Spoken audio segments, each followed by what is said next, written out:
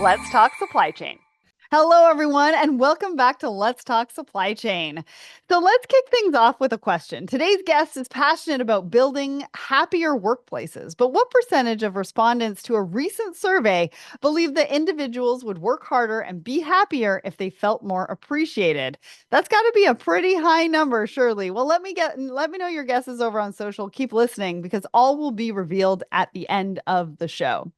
So today with me is a multi-award-winning woman in supply chain, and her name is Kiran Mann. After nearly 20 years in the automotive manufacturing industry, Kiran decided to make a change and founded her own business with a mission to transform organizations into happy ones. With an unwavering commitment to growth strategy, people development, and organizational excellence, Kiran is the catalyst for revamping businesses, customer experience, leadership approaches, and fostering resilience and well-being.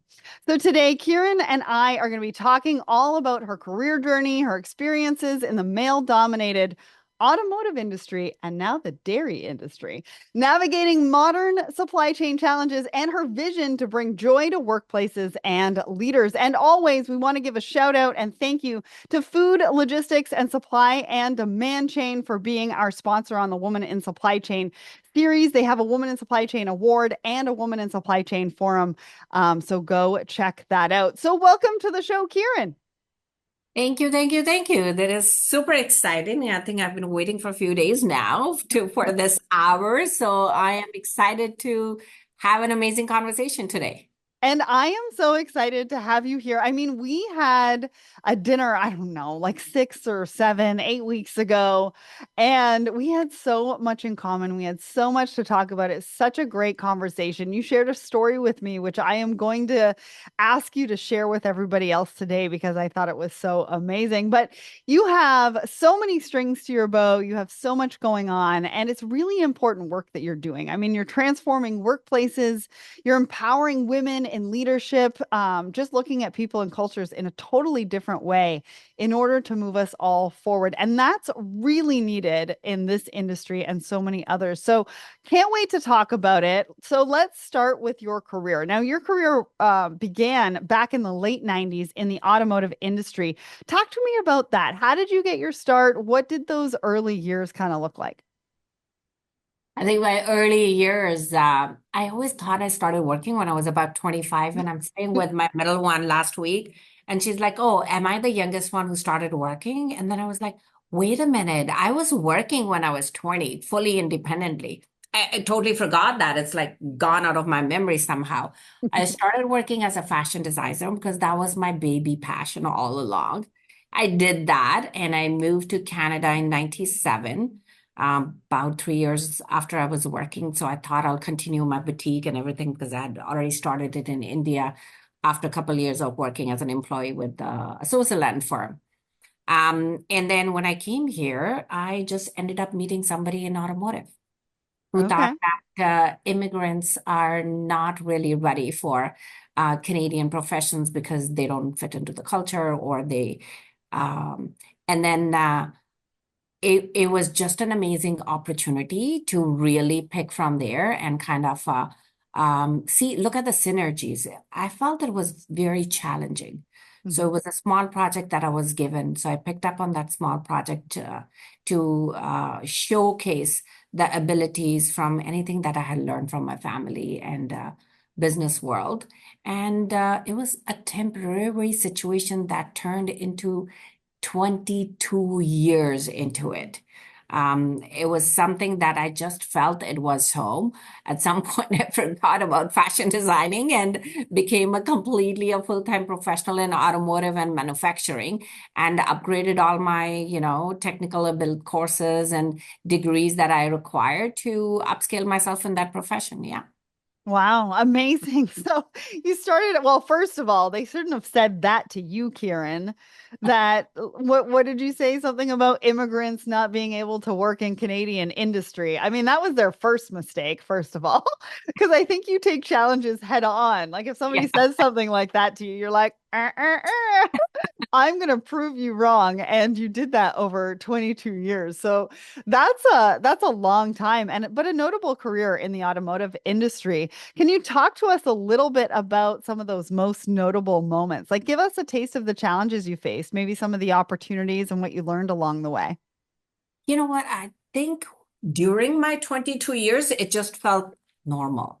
Mm-hmm. It was like anybody else, we all look for where we fit in. We look for opportunities. We grow. Some are more aggressive than others, just like a typical life, I guess, and a life of a professional.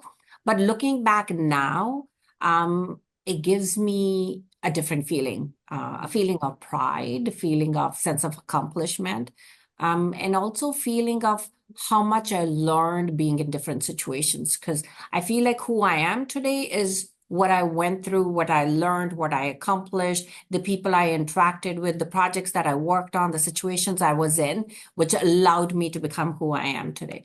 I would say if I really want to call my accomplishment, one would be accomplishment as a woman leader. Mm-hmm. Definitely. I started working at early 20s, and I think by 26, 27, probably I was already working as an AGM and then moved to a general manager position.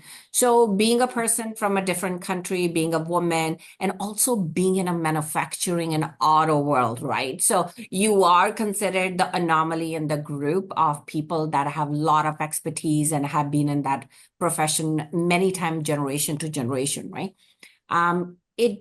It just made me more stronger.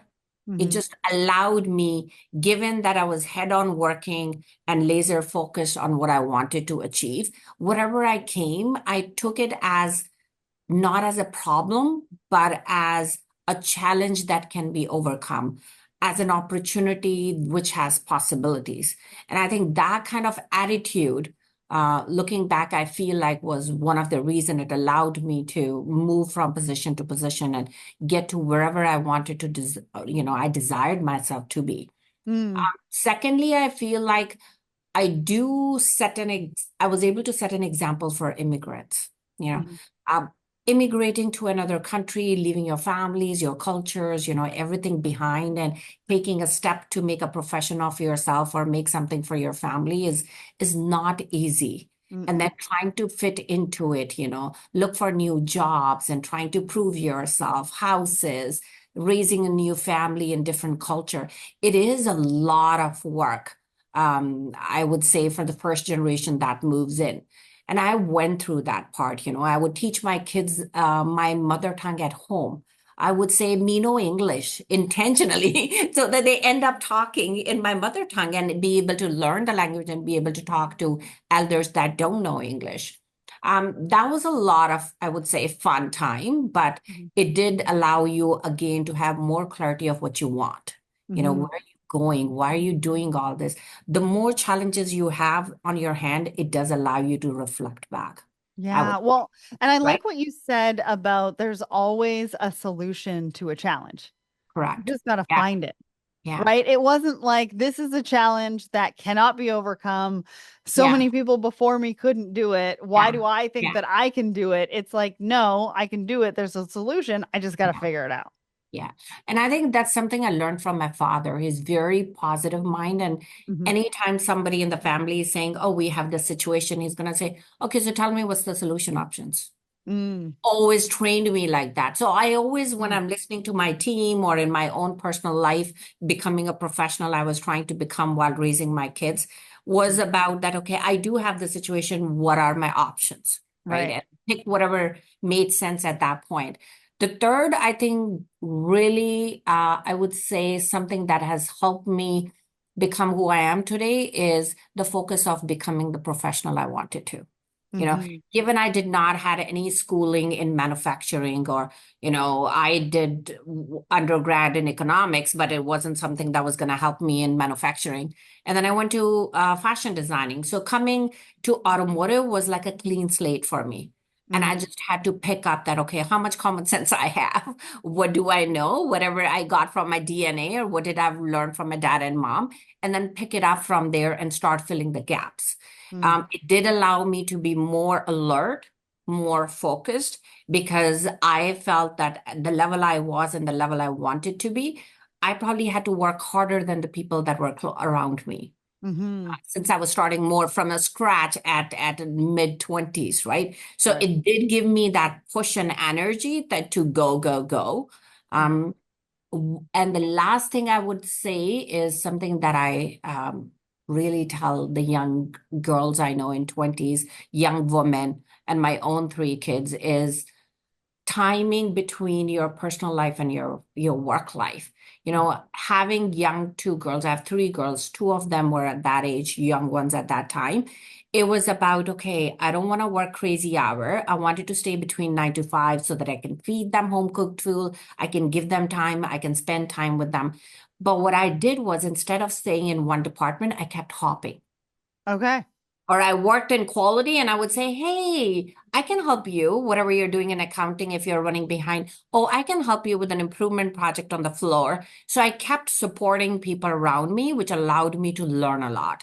Hmm. I felt that I learned more through the practical experience than I did go through the technical trainings at that time, Right. which really allowed me. And when I was ready, and when my kids, my older two were in high school, and I'm like, okay, now table changes. Yeah. Now you're going to support me, and I'm going to work a bit more hours to upscale myself to where I wanted to, right? There's that fine line of being a professional where you can remain within 9 to 5, but the more up you want to go on the ladder and the responsibilities you want to take, you're off the 9 to 5 chart. So you have to Yeah. pick your battle of how you're going to balance your family. Mhm. Well, I should change that word, how you're going to juggle around your family at that Mhm. point. Yeah. Well, and also it's a journey, right? Not necessarily a destination. So there's going to be a few years where you're going to do this and making some Yeah. concessions here, and then it can always change. And knowing that. Now, you mentioned being a woman in a very male dominated industry with automotive coming in, being an immigrant, not really understanding the industry because you'd never been in that industry before. Now, you were in that industry for 22 years, and I imagine when you left in 2017, because we're going to get to why you left in a minute, it was almost a completely different industry when you left. Was it more accommodating to women? What were some of the big changes that you saw? Oh, when I left Like during the time or that you were during my there, time? but by the time that you left, did you see a Yeah, lot of changes? 100%, 100%. I feel when I joined, um, I did not see South Asian community, uh, Okay. you know, and definitely not a woman in a boardroom. Hmm. So within 4 or 5 years, by the time I grew to position that I was like, going to boardroom was becoming common thing. I always felt I was always sitting in a room full of 40 people that are Hmm. all male. Hmm. And that became like a very normal thing for me. Hmm. I know the time when I later on went to other industries and starting my own business when I would have a lot of women in the room, and I used to feel odd because I was so used to sitting in a group of male combination talking about sports and not talking about, what we talk as women. Yeah. Um, for me, that was the culture shift. Mhm. But I would say from when I started to by the time I finished, that's when the CEO of GM was a woman. Mhm.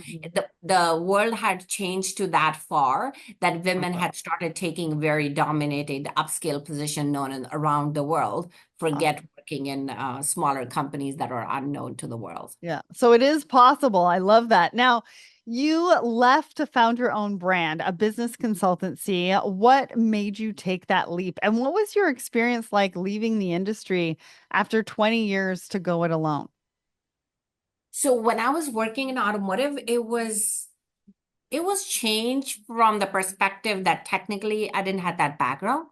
But for the environment, it was very similar to how I was raised, and hence I felt so comfortable to continue in automotive. I was raised in an army environment, and army and automotive, personally, I feel has a lot of commonalities. It's a very, close net time management.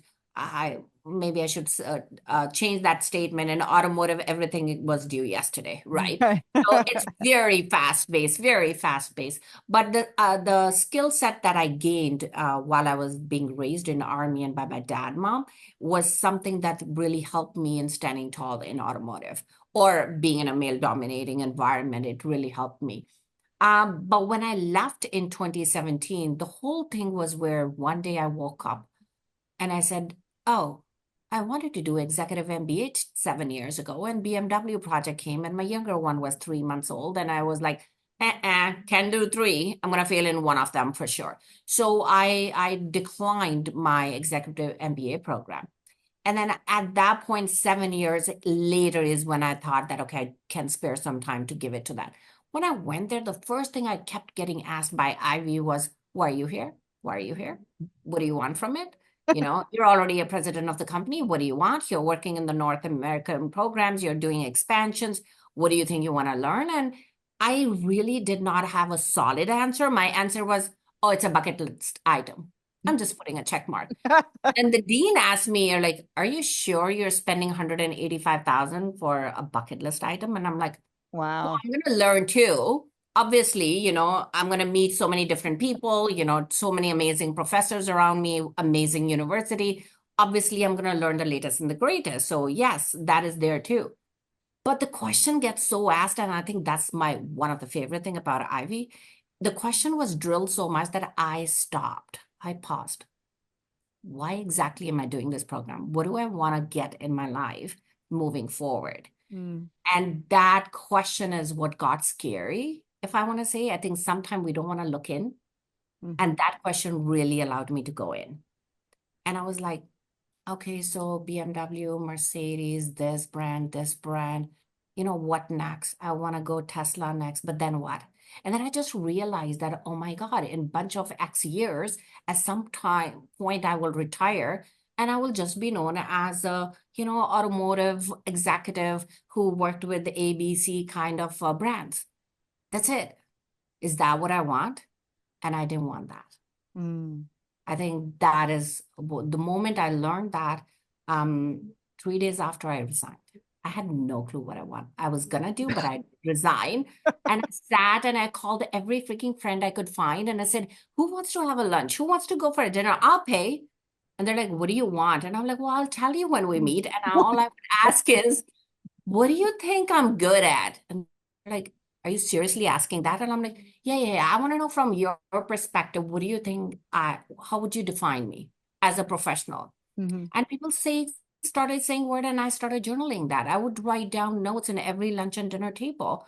And I was amazed about the information I learned, which I felt was just a default.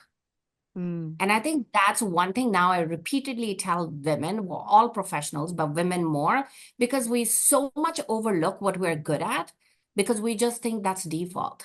mhm, If it was default, every single person around you would be doing it. mhm. So you have to find that recipe, and that's what I did. And about 3, 4 weeks after is when I started M2M Business Solutions. Well, and so talk to us a little bit about that consultancy, right? Because you're looking to transform your clients into happy organizations. But I mean, I say that with quotations because the workplace is a little bit of a tumultuous place at the moment, right? People, tech, generational divides, hybrid working. So, what are some of the biggest so what do you do first of all? Tell us a little bit about what you do, but what are some of the biggest challenges you see when you're working with clients and addressing some of their workplace cultures as well? I think it originated when I was trying to find myself Hmm. as a professional. And then I had to say, so I have ABC skills. What do I do with it? Right. And then I felt that, and I'm sure many listeners would probably agree to that, is anytime we're in the working places, we talk about the challenges. Hmm. Could be similar challenges, whether it's with your team, your bosses, your customers, your suppliers, your structures and systems, the gaps and lack of communication, all the goods and the bads that's there, right? We talk about it and we talk more when we're trying to vent out.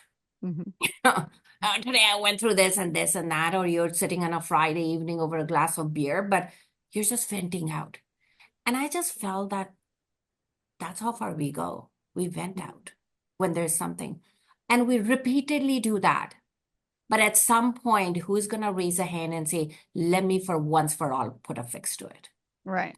And I felt that I was always a person who was looking for solution, but I never paid attention to this because it was just a different perspective I was looking at that point. Mm-hmm. And that's how I thought, okay, consulting company. Now I have the control. I can work in whatever industry I want to. And I would touch all these pain points that I've experienced myself on the other side of the table for 22 years and bring a solution so that we can start closing up. Mm. I had to identify where in the business world I can be a right fit. What are the areas that I'm experienced in?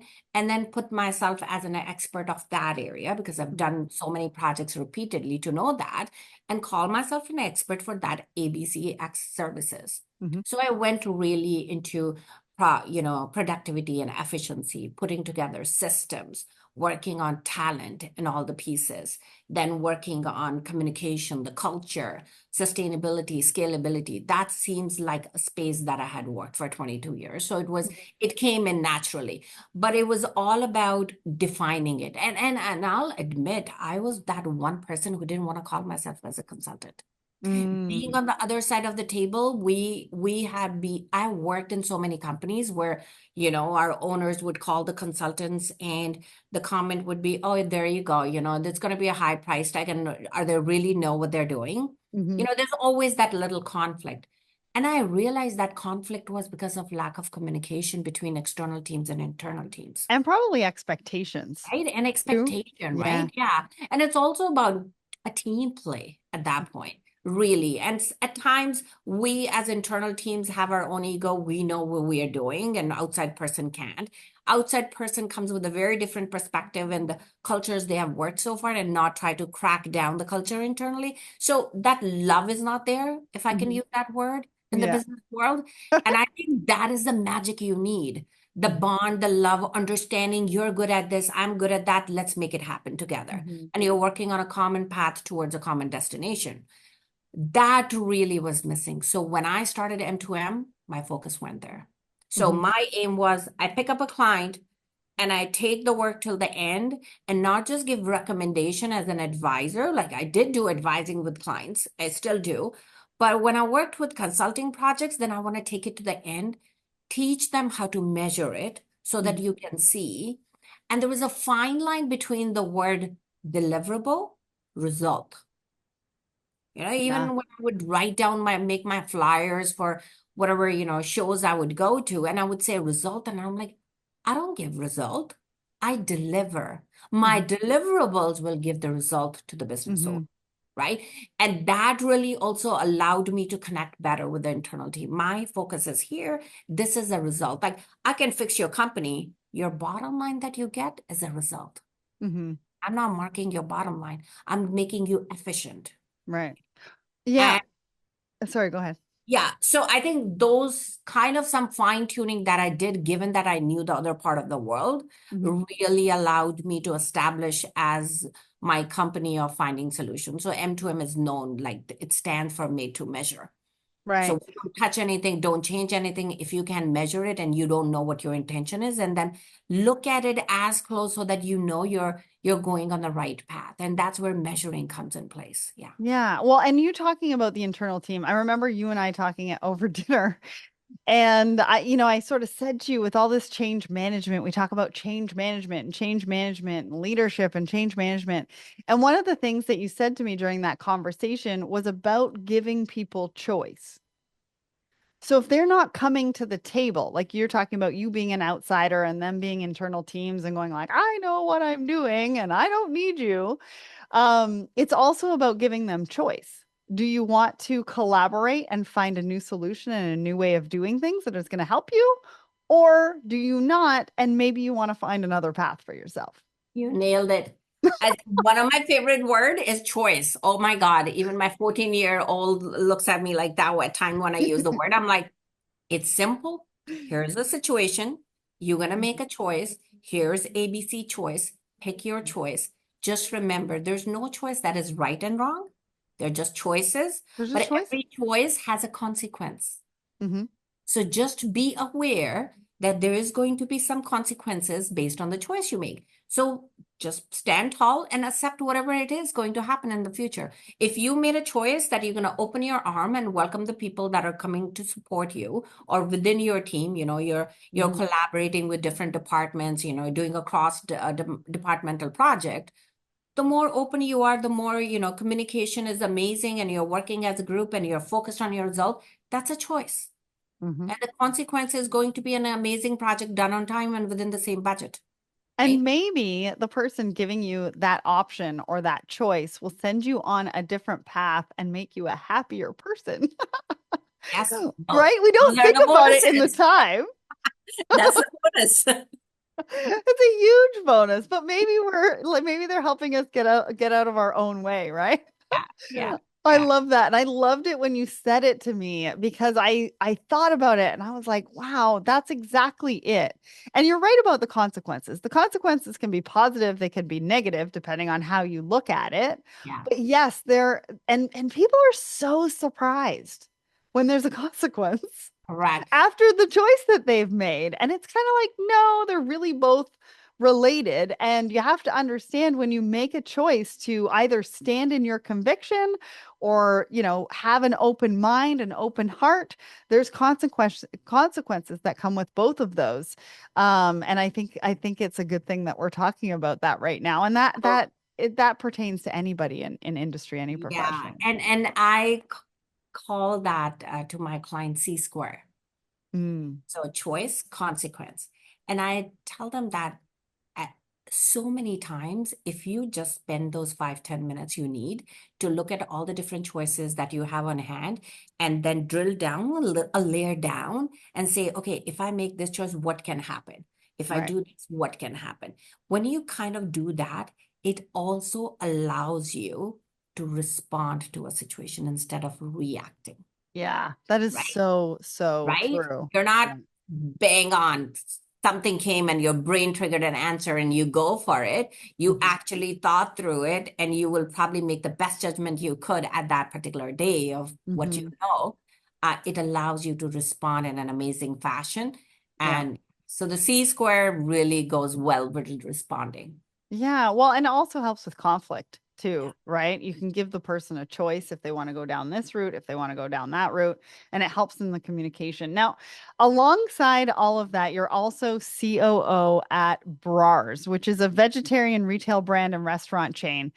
So, firstly, how do you find the time because you're just so busy? But what made you take on an additional role and like give us a little bit of a taste of what you do and how you've helped that brand? I think that's just what life brought in front of me. It was not planned, not thought, really. I started working with Bras as one of my clients. Mhm. So Bras was M2M client, and I worked for a year, but I did a lot of work with the founder of the organization at the start time, and I was myself involved a lot, other than a few of my team members. And he would joke about that. He's like, well, you should just become, you should run my company. And I would laugh at it. And I'm like, been there, done there, being an employee. Now I started my own. And I was like, it's been 6 years. It's really going great. I'm working in 9 different industries. So no, I won't be able to help you with that. But, I'm working with you. So tell me what are all the things you want to work and I would do it. He's like, nah, it's not the same. And I think about a year after is where one day I went to the office to meet him and he had like that serious look on his face and he's like, I really mean it. I need you to take over my company. I really It mean it. was it was a very different look and I could see how strongly he was in that moment. And I was like, this is damn serious. And I was like, you have to remember, I'm now giving up my company. Mhm. And he's like, knowing you from a year, you can figure it out how to manage both. And I'm like, you're telling me run my own and yours? He's like, if anybody can do it, Karen, you can do it. Oh. I was like, okay. And I think it was a moment of that emotion. Mhm. And I said, okay, I'm gonna figure it out. Give me 3-4 days, but I will figure it out. And I'm gonna use the statement you said, do what it takes. Mhm. 2, 3 days after, and I'm like, okay, so I will camp here. This I take over the office, obviously the CEO I'm office. gonna camp. And well, Ah, because like my office is in Robert Speck Parkway in Mississauga, like across to Square One. And I was like, okay, so we're camping here. And I'm like, I guess from here I'm running everything. I was like, fine for me. I get to see you every day. Now, when I have to talk about a concern or, they were really at the point working on some sustainability pieces, and then the intention was to scale the company up. So it was perfect timing. I could see how clear he was with his vision. And so being in the office obviously is far more amazing than working as a remote in such a position or working mhm. on a project, not the whole concept. So yes, it did do wonders. I had to scale up my team, especially for M2M, because I was like, all my clients were the people that have started working with me day one. Right. Mm, I do not even have one client fall off since I've started. mhm, Some came for a year project, some came for 2 months, and they just became a repeated client. So mm, all I had to do was slow down the growth and have my team to focus on that, and I would oversee it and then put more energy here. So Brars became a baby. I had to put M2M on hold and just sustain what I had and go focus on Brar. mhm. And the wonderful part is I applied joy, I applied THL, the happy organization, And every C squared. single model that I know, the C squares, react and respond, my 3 Ps of plan, process, and people. It was it's an amazing brand which has a lot of potential, has such an amazing following Mhm, for the products that we carry. And it was all about having somebody to, work it out and, make it a bit. The family is super amazing with the ideas that they bring to the table, right? So I just had to kind of, take it from there. So I think that's how it worked out. And yes, to your answer, how did I find the time? I think Ivy really helped. mhm, One thing I learned was working a full-time job, maintaining my house, and doing a full-time school.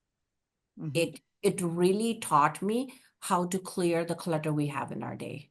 mm. And I tell you, by the time we finished Ivy, every single colleague of mine were like, oh my God, what are we going to do the 40 hours we're spending now? At no time it's going to go into chit chats and TVs and all that, right? So we wanted to pick few habits so that we continue using the time. Mm. Filtering the time, like we were talking before we started the podcast, notification. How Mhm, many time, and I am a person who have trained so many people, run workshops, and I used to feel pride as a woman to call myself multitasker mhm. till I reached this stage in life, and I was like, multitasking is not good. So now I laugh when I see men sitting in my workshop, and I'm like, anytime your wife says she's a multitasker, tell her it's not a good thing. I'm like, you can name me. Yeah. You can blame me. I mean, I You- I will back you up on that. I'll tell you, over the last little while, and since we met for dinner, you changed a few things for me. I now have, affirmations coming up on my phone, which you had Aw. suggested, which I did. But I also took myself out of a few Slack channels that I did not need to be in because I trusted my team and Yeah. I trust my team. And so now I'm not bombarded with all of these notifications and the urge to respond. I think that's part of it, right? Yeah. We Yes. feel like we have to We respond, but have we to. don't have to respond. Yeah. If you've got the right Yeah. team and you're delegating properly and all those kinds of things, you Yeah. have to just sort of let it go. You know the thing they do for anger where you hold your hand and you count to 10, 20, whatever. Mhm. If you just do that to anything, that motion and the emotion inside you passes. Yeah. So Or it's box same thing breathing. works for everything, not just Mhm. anger. It's just that I gotta respond. The Yeah. mind always needs that control. And when Yeah. you're trying to distract yourself, all it's doing is disconnecting the mind at that point, and then Yeah. you react. Yeah. So that really works well. Now, you have a really, can I just jump in here? Because I really want you to tell this story. And I know we probably only have about 10 minutes or so left, and I want to get this story in because Brars is in the food industry. And part of what you do is ghee. Yeah, And that's a part of the dairy industry. And we talked about automotive being very male dominated. Well, dairy, I believe, is also very male dominated, but very together. It's very much a community, right? So very close. outsiders have a very hard time getting in. So can you talk to us or just tell me that story about how you were able to win over hearts and minds in the dairy farmers of Ontario? Yeah, I think that was an interesting phase because so under Brars we carry paneer. Well, like I think our product is number one and number two because we carry two different brands.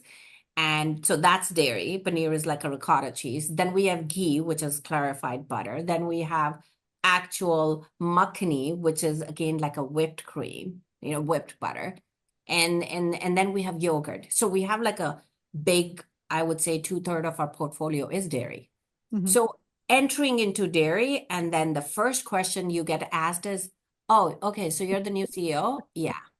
Oh my God, a woman. And then the next question you get asked is, which dairy company you came from? Yeah, what experience do you have in dairy? Experience you have. And at start, I would just laugh because I just felt so comfortable. I worked in nine. This is my 10th one, right? And then every time I was getting asked, every time I would interact, not only outside, like internal team members. And as soon as you say, you can see the expression changing on their face. And you're like, this doesn't seem like going good. So you at that point, you feel like it's a notch down if you don't have a dairy background. It took me a little while to understand why they're like that because they're so close network. It's like olden time living in a village where everybody knows everybody. Mhm. You really Yeah, don't yeah. need home address because everybody knows where you are. And they all support each other and it's a very Yeah, good network yeah. and things like And that. I and get and, that. and Yeah. they do work very well with one another. So outside person in a community that is, I don't know, 100 or whatever years old, and they are generation to generation. Mhm. Every dairy you meet, they're like, oh yeah, my grandfather did that and my great grandfather did that. So there's a lot of legacies that are there. Mhm. So you coming from, oh yeah, my background is army. Oh yeah, yeah, yeah. And then my background is Automotive. professionally automotive. And they're like, okay, we're not doing screws and nuts here. What are you doing between the cows? Mhm. So you really do get questioned, like not in those words, but I felt personally that that was what was coming at me till the point that I attended one of the big dairy association event. And again, there was all the big, all the dumb people that are in the industry. And again, every time I was getting introduced, that was the question I was being asked. And then that night, I really felt that I'm like, Kiran, this is not going well. You're going to do something. And you won't believe it. I slept with that. I gotta find a solution to that. Next morning, I wake up the first thing in my meditation. That's why I love doing the meditations in the morning. It brings those fresh brain ideas in the morning.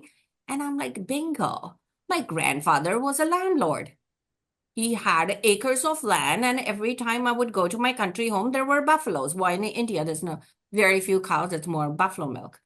And I had buffalo. I remember the time as a kid walking through that with my cereal and somebody spraying the milk on my face because I just walked by somebody just doing the Mhm. Yeah, yeah. buffalo milk.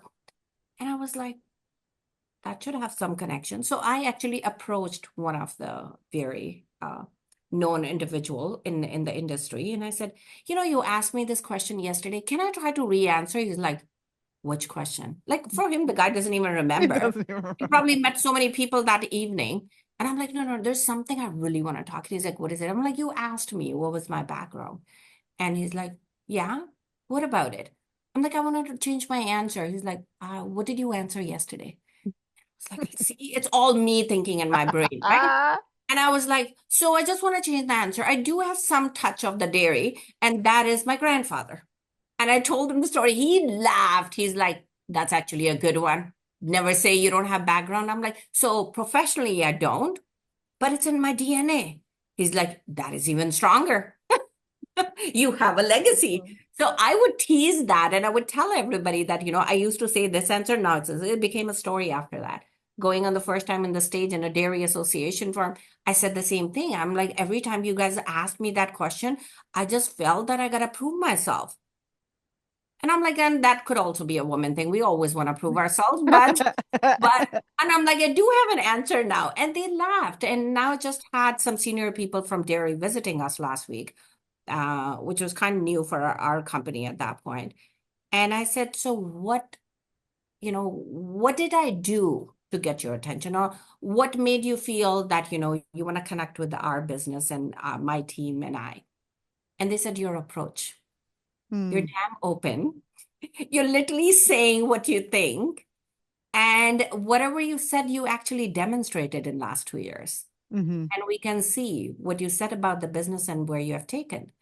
And everybody loves the team because one thing I did different, and some of us do that different, coming from different industries, is, being open to have professionals from different industry. hmm You don't need every single manager and executive and a leader from the same industry, because nothing wrong with that. They have the wealth of knowledge, but there is nothing wrong in adding another blood from a different place because they'll bring a different perspective. hmm And that choice consequences where I have team that has amazing different experiences and backgrounds hmm and really shaping up the company in such a short time frame. I love that. And I'm so glad that we had the chance to tell that story.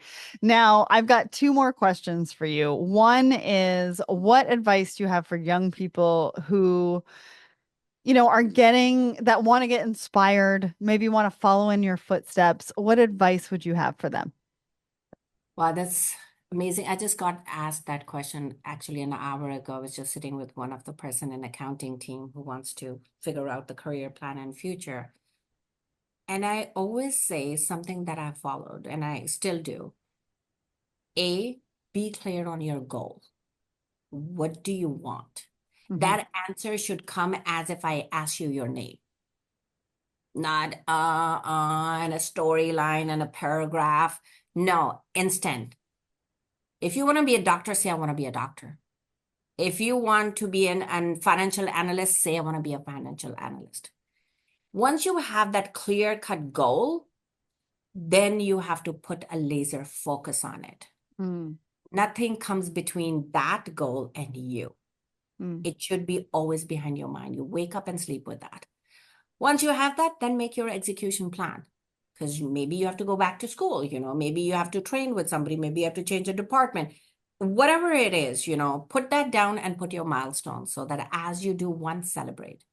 hmm One thing that has really helped, and it was probably where I was doing wrong, if I want to use that word, is I'm always so aggressive in achieving it, like aggressive in a positive way. hmm I'm like, let's do it. I'm one of those leaders. Let's go. Let's go. Let's go. And what it does is it does add a lot of work on your plate. hmm Now I've learned that we should put goals that are easily achievable. hmm So one of the thing my mentor taught me, if one of the thing you have to do is order file folders from Amazon, write down on your list, order from Amazon. And I'm like, it'll take me that much time to just put in an order. He's like, Karen, just try writing it down and then tell me how you felt. So next day, and I'm like, okay, fine. And I'm writing order folder, order pen, order, those the sticky hmm thingies, mark them down. And then I went to Amazon, ordered it, and then I put a check mark because he always says put a check mark. But when I put a check mark, I'm like, oh my God, 3 of the 10 things today were done. And it gave me such an amazing feeling. And I Yeah. told him that he's like, that's what it's supposed to do. All these things trick your mind. Yeah, they So do. have the goals that are achievable. Don't pick too much. Come out of your comfort zone, but don't go crazy. I Make love it that. realistic, right? Out of your comfort zone, but realistic. And then once you're going that execution plan, then stay focused on measuring is, right? Hmm M2M rule, measure everything you're doing. It allows you to see you're progressing per your plan, but it also tells you you're on the path. I love One, that. right? Now, yeah, you also live, I think, by the phrase Carpe Diem. So, where do you think that bravery is going to take you next? What's the future look like for Kieran? I think what that has done, if you've read the book Power of Now, I think we talked about that. Hmm It was a book that I probably read 2 times and I didn't get a word. And I'm like, oh my God, this is heavy. It is That's English. totally I me. ain't getting what this he's saying. And I read the third time and I'm like reading paragraph by paragraph and making notes. What it taught me is to learn how to control your mind. Hmm. And so now I have a phrase going with my 14-year-old that I say, so is your mind controlling you or you're controlling your mind? Right? So more I did that, it allowed me to clear the clutter of thoughts in my brain and have less thoughts. Once you have less thoughts, then you just enjoy the moment you're breathing. Hmm. You know, the more you're living in now, this is today. I woke up. Thank you. I'm breathing. You know, when I woke up, be grateful for that and say, what are the things I want to achieve today? Not tomorrow, not a week after. We all have calendars. Like I have like paper calendars. I have like phone calendars. All these calendars are there to tell you what's going to happen in a week. So all Yeah. you're going to look is next 12 hours, literally morning to evening, What and does say, that look like? okay, these are the things I want to do. And just focus on the one you're doing. Hmm. And that really has allowed me to stay in the moment. I And love that. whatever moment I am, I want to enjoy it. I think one thing I've learned now after so many years is don't chase your destination and forget enjoying your day. Yeah. I The love that. journey has to be enjoyed. Destination will only come if you were enjoying your journey. Hmm. And what about the destination? I mean, do we really need to get there? I don't know. But No. listen, How many Kieran, of us have changed the destination a lot? Like so many I'm known, I've changed 5 professions. So how many of us have actually changed? times. So just let's live, enjoy it the best, give the best to your today, Yeah. and focus on what you're doing. And tomorrow will always become another today. Yeah, and it's always going to come, right? Well, Kieran, you and I can talk for hours, and I hope we do dinner again soon because there were so many more questions I could have asked. But we can all learn a lot from your approach of seizing the day, grabbing the opportunities in front of you, especially women, right? We can be guilty of being cautious, but you've shown how, as a mother of three, you can really make it work for you. And then translating that approach to transforming workplaces as well. It really gives us a taste of what workplaces can look like when brave, innovative women like you are leading the way. So, did you have a guess at today's big question? Well, at the top of the show, I asked you what percentage of respondents to a recent survey believe that individuals would work harder and be happier if they felt more appreciated. Well, it was a huge 98%. So the importance of appreciating your staff and showing it just cannot be understated. If you'd like to hear more from us at Let's Talk Supply Chain, we have plenty more content for you featuring the best and brightest in the industry. Head over to letstalksupplychain.com. You can also find us on LinkedIn, Instagram, Facebook, and TikTok. Come and join us on those platforms. And remember to come back next week. I'm going to be joined by Ryan from Ascent, the leader in supply chain sustainability management solutions. Kiran, thank you so much for joining me for the show today. Thank you. Thank you so much for having me. It was a beautiful conversation today.